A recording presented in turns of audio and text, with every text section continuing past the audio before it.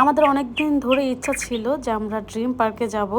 আর এই জায়গাটা আমরা অনেক আগে গিয়েছিলাম। স্ক্রিনে যে ভিডিওগুলো দেখতে পাচ্ছ আমরা এইখানেই যাব। তো ওইখানে আমরা গিয়েছিলাম অনেক আগে। ভাবলাম যে অনেক আগে গিয়েছি, এখন নাকি আরও সুন্দর হয়েছে। এই কথা শোনার পর আমার আর একদমই ইচ্ছা করেনি বাসায় থাকতে।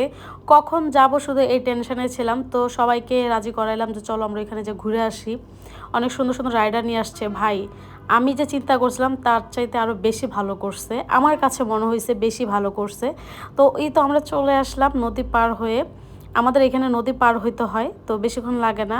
নদী পার হয়ে মাত্র 50 টাকা ভাড়া, 40 টাকা 50 টাকা। আর বুঝো কতটুকু কাছে, যেহেতু আগের দিন নাই, নতুন ডিজিটাল যুগ, অল্প জায়গায় গেলেও ভাড়া বেশি, কিন্তু একদমই দূরে না, একদম কাছে। তো আমরা ঢুকলাম, ঢুকার পরে আমার এই জিনিসটা সবচেয়ে বেশি পছন্দ হয়েছিল, প্রজাপতির গেট। এটা আমার কাছে খুবই ভালো লাগছে। সকালবেলা গেলে এত সুন্দর ফুল ফুটে, যদি সকালে যাইতে পারতাম, দেখাইতে পারতাম। অসাধারণ লাগে যখন ফুলটা ফুটে। আসলে এখানে বিভিন্ন রকমের কালারের ফুল ফুটে। আমি এর আগে ছবিতে দেখছিলাম, যেহেতু আমার একটা ভাই গিয়েছিল ওইখানে, তো আমাকে ছবি দেখাইছিল। তারপর আমরা ভিতরে ঢুকে এই টিকিটটা কাটছিলাম। এটা আসলে টিকিটটা কাটা হয়েছিল বাচ্চাদের জন্য। প্রথম আমরা বুঝি নাই, বা টিকিট কাউন্টার ওনাদের আমাদেরকে বলে নাই। বলছে 4 বছর, মানে 4 ফুট হলে তারপর উঠতে পারবে। তো আমাদের বাচ্চাগুলো তো 4 ফুট পার হয়ে গেছে, কিন্তু ওনারা বলতেছে বাচ্চা দিবে না। মানে এইখানে আসার পর টিকিট কাটার পর ওনারা বলে নাই, গেটের সামনে আয়সা বলছে।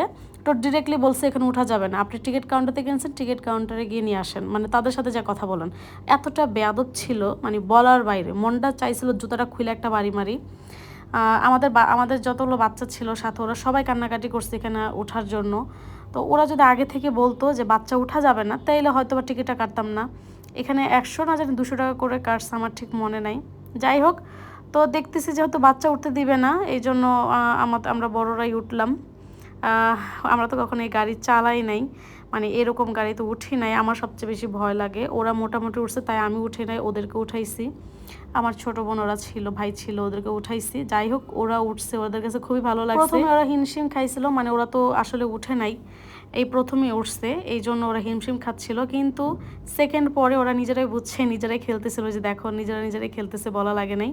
তো এই যে ওরা কান্নাকাটির পরে থামানোর জন্য আমরা ট্রেনে উঠাইছি। ট্রেনটা আগে থেকে ভালো করছে, আগে এতটা ভালো ছিল না, অনেক উন্নত করছে। আমার কাছে ভালো লাগছে জায়গাটা, কিন্তু এখানকার কিছু কিছু স্টাফগুলো এতটা বেয়াদব বলার বাইরে। এর আগের বার যখন আমরা গিয়েছিলাম ওখানে স্টাফগুলো খুবই ভালো ছিল, ভালো বিহেভ, ভালো কথা বলছে, না বুঝলে বুঝায় বলছে। কিন্তু এখনকার যে এইগুলো স্টাফগুলো আছে, এগুলো আপনাকে বুঝাবে না, ডিরেক্টলি শর্টকাটে বলে দিবে পারবো না, হবে, শেষ। এর কোনো কথা নেই, মানে একটু বুঝায় বলবে না, আপনি বুঝতেছেন না, ওনারা বুঝায় দেখ, এইটা ওরা করবে না। যাই হোক, স্টাফ নিয়ে আর কি কথা বলবো। তো বাচ্চারা যখন কান্নাকাটি করতেছিল, অনেক বুঝা টুঝা ট্রেনে উঠাইছে, ওরা ট্রেনে উঠে ভালো লাগছে। তারপর আসলাম জম্বি হাউস। ভাই এইটা আসলে খুবই দারুণ একটা করছে। মানে আপনি যে যারা বলেন যে আমি ভয় পাই না, আমার ভয় লাগে না, এইটাতে যাবেন, গ্যারান্টি আপনাদের ভয় লাগবে। সত্যি কথা, আপনাদের ভয় না লাগলেও লাগবে, আমি বলতেছি।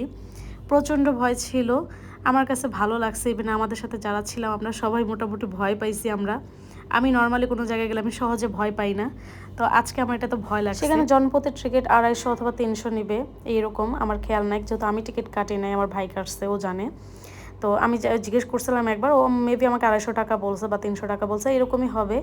যাই হোক, তো পরবর্তীতে ছবি তোলার জন্য এখানে উঠলাম। ওনার নাম কি আমি জানি না, তবে এর কার্টুন অনেক দেখছি ছোটোকালে। তো এখানে দুষ্টামি করতেছিলাম, বলছিলাম দে দে, যে এই যে মাঝখানে আমার আসলে প্রথম ভুলে হাত চলে গেছিলো। পরবর্তীতে আমি ইচ্ছা করে বলছি দে দে একটা ছবি তুলে নিই। এখানে অনেক ভালো ভালো রাইডার ছিল, আমরা ভিডিও করতে পারিনি, আমরা এনজয় করতেছিলাম। আর এখন আমরা চলে যাচ্ছি, বাই বাই।